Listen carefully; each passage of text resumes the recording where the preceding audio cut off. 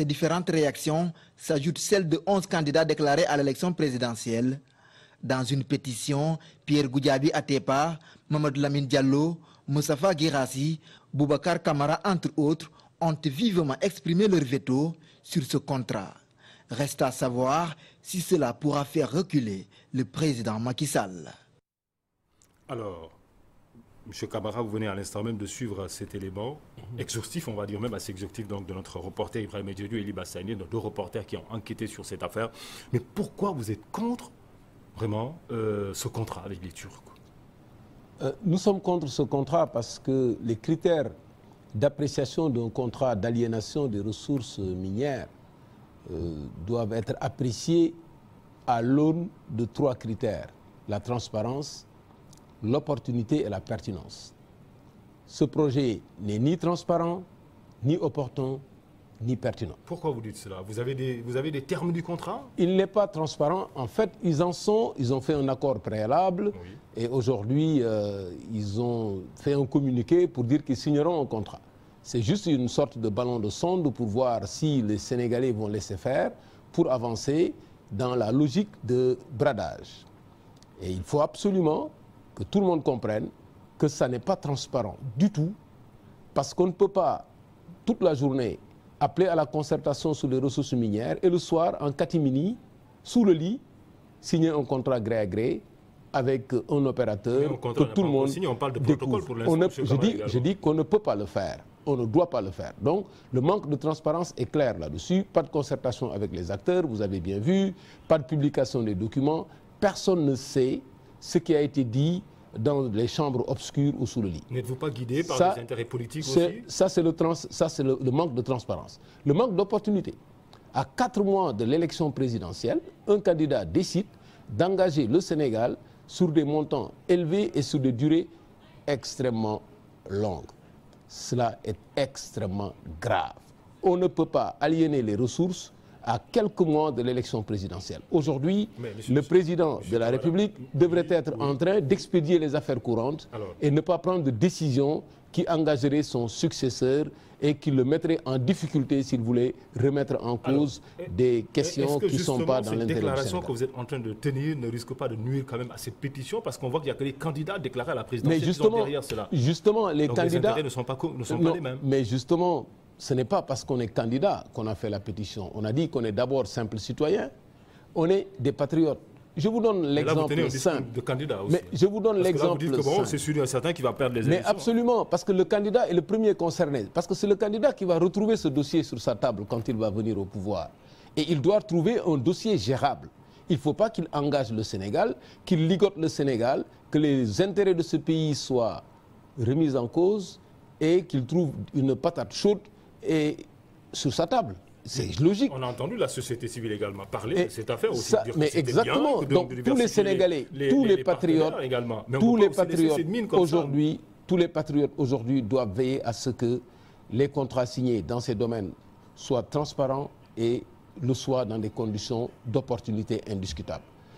Le troisième manquement, c'est le problème de la pertinence. Voilà que le Sénégal a une première occasion d'avoir un décollage économique dans le domaine du fer. On a le fer et on a l'énergie pour transformer, on a le capital humain qu'il faut ici et dans la diaspora, mais c'est en ce moment-là qu'on signe une concession pour laisser le produit entre les mains d'un opérateur qui va extraire ce produit, avoir des produits semi-finis, et donc les critères pour la pertinence d'un projet ne sont pas respectés. Y a-t-il eu d'autres manifestants? Est-ce que d'autres également? Non, je vous dis, non, il faut chercher d'autres manifestants s'il y en a d'autres gens qui sont intéressés. C'est ça le problème de la transparence. Mais aujourd'hui, la pertinence, c'est ça qui est plus grave. Mais est-ce que c'est à l'État de chercher? C'est justement ce qui est plus grave aujourd'hui, c'est qu'on ne peut pas, au moment où on a toutes les conditions pour lancer le développement de chaînes de valeur, pour créer des emplois pour les jeunes, pour fabriquer des produits, pour l'aviation, pour l'industrie automobile, pour le matériel médical, on a toute cette possibilité, on a l'énergie qu'il faut, c'est en ce moment qu'on fait une concession. Ce n'est pas pertinent. Au moment où tu consommes 1 million de fer, 1 million de tonnes de fer par an, de signer, ce n'est pas le moment de signer un contrat qui ne te permet pas de te dispenser de cette importation. Parce que chaque importation de fer, c'est des sorties de devises qui obère ta balance commerciale. Ce n'est pas le moment de le faire. Qu'est-ce qui différencie ce Troisièmement, contrat de Wade aussi? attendez, je termine juste, je reviendrai sur ça. Je termine juste en disant que ce n'est pas pertinent de signer un contrat dans ces conditions sans exploiter la possibilité de réserver une partie de ces ressources aux générations futures. D'accord. Donc, à tout point de vue, ce contrat, celui d'Abdoulaye Wade. Voilà, à tout point de vue. Parce qu'Abdoulaye avait signé avec ArcelorMittal au finish, on a justement, vu c'est tombé à l'eau. les projets ne sont plus les mêmes. Le premier projet, c'était un projet intégré. Exploitation de la mine, chemin de fer et port minéralier. Finalement, ce projet n'a pas marché. Au début, c'était Kumba Ressources, et d'ailleurs, le régime devrait tirer les leçons de ce projet-là. Kumba Ressources, ça a été arraché à Kumba Ressources pour Mittal, ArcelorMittal, qui lui-même, au dernier moment, s'est désisté. Et les conditions dans lesquelles les condamnations qui ont été prononcées contre le Sénégal ont été réglées sont encore fraîches dans nos mémoires, ces conditions-là.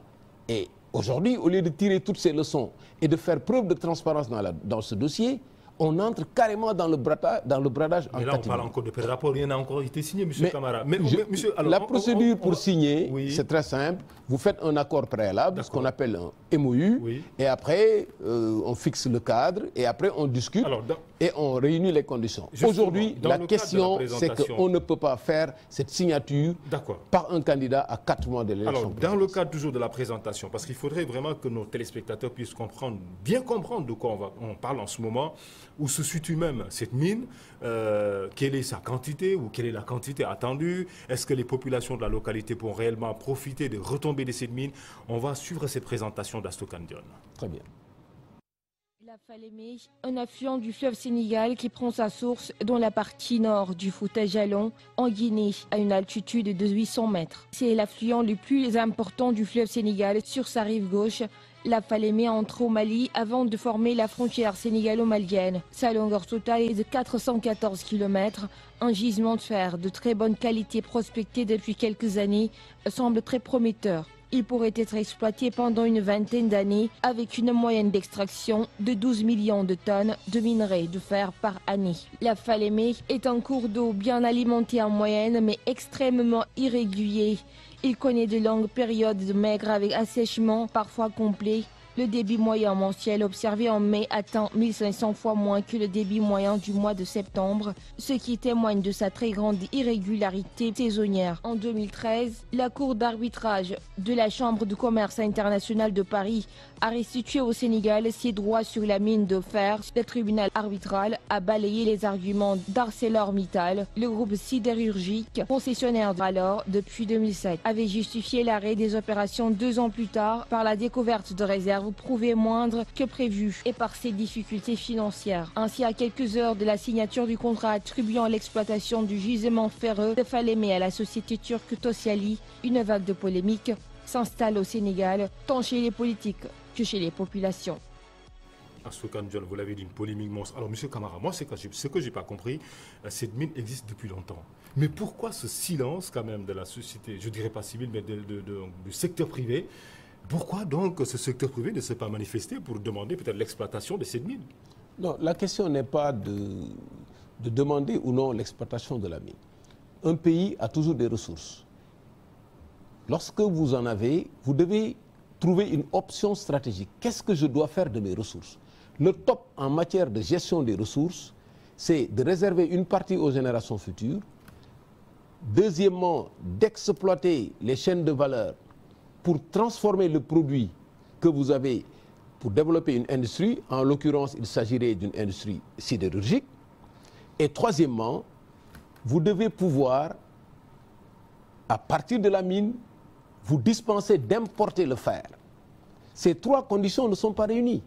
Donc c'est à l'État de dire voilà la direction. Et justement, la direction qui est prise par l'État n'est pas la bonne direction. Mais est-ce que dans le contrat qui lie, ou bien qui doit lier quand même l'État du Sénégal aux Turcs, est-ce que dans ce contrat, il est mis comme par exemple ce qu'Abdoulaye Wade avait fait, à savoir la mine d'abord, la nouvelle ligne de chemin de fer de 700 km, également aussi on avait le port minéralier de Bargny et puis l'unité de sidérurgie, tout ça a été inclus dans le programme de Wade. Ici, ce n'est plus le cas. Ce n'est plus le cas. Aujourd'hui, on a abandonné ce premier projet, ce qui peut même être pertinent. Ce n'est pas ça le débat. Le débat, c'est où doit-on trouver l'argent pour exploiter cette mine? Est-ce qu'on doit trouver l'argent en donnant en octroyant une concession à une société, en laissant de côté toutes les entreprises nationales et toute la capacité d'épargne, toute la capacité de levée de fonds à partir des réserves de ces mines, ou bien on doit se concerter avec tous les acteurs et voir comment lever des fonds à partir de nos réserves et respecter les 3 conditions. Si je vous comprends bien, donc, il est hors de question donc vraiment de laisser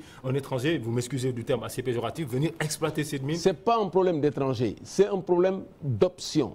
L'option qui est prise de faire une concession pour une mine alors que vous avez l'énergie pour transformer cette mine, c'est une option suicidaire qui remet en cause les intérêts de ce pays. Vous pensez que réellement que vous, aussi au Sénégal, on a les moyens de pouvoir exploiter ça? Aucune explication qu'on puisse, au moment où on a la possibilité de décoller économiquement avec cette mine-là, aucune explication au moment où on a la possibilité de développer une intégration africaine avec les autres pays qui sont autour de nous et qui ont des richesses et qui n'ont pas l'énergie que nous avons. Il n'y a aucune explication à faire une concession comme on le faisait au bon vieux temps où on vous donne 10% ou quelques pourcentages pour un privé à rétrocéder. C'est une erreur monumentale et c'est une erreur calculée. Et le Sénégal doit être vraiment actionnaire majoritaire, on va dire, dans cette exploitation. J'ai dit si je comprends le bien. Sénégal doit prendre le lead sur l'exploitation. Qui est derrière vous, M. Camara? C'est quelle question ça? En fait, vous, les 11 candidats. Nous sommes 11 candidats à la présidentielle qui sommes en train de voir ce pays-là brader. Nous nous levons pour nous opposer à cela en tant que patriotes. Voilà ce que nous sommes en train de faire pour alerter l'opinion. C'est ça la mission d'un candidat. Nous ne voulons pas trouver sur la table de la présidence demain un dossier qui va compromettre notre économie et qui va nous mettre dans des difficultés. Aujourd'hui, il faut laisser faire ça. D'accord. C'est incroyable. Vous êtes contre alors? Mais dans ce pays, on laisse faire tout. D'accord. On laisse faire un président à 4 mois des élections qui engage toutes les générations. Il y a une capacité de production de 10 millions de tonnes au minimum. On a juste besoin d'1 million de tonnes. Et vous faites la concession, vous dites à la personne, allez exploiter. Elle va exploiter, elle va prendre ça comme intrant, elle va développer son industrie dans son pays et vous restez là avec quelques miettes.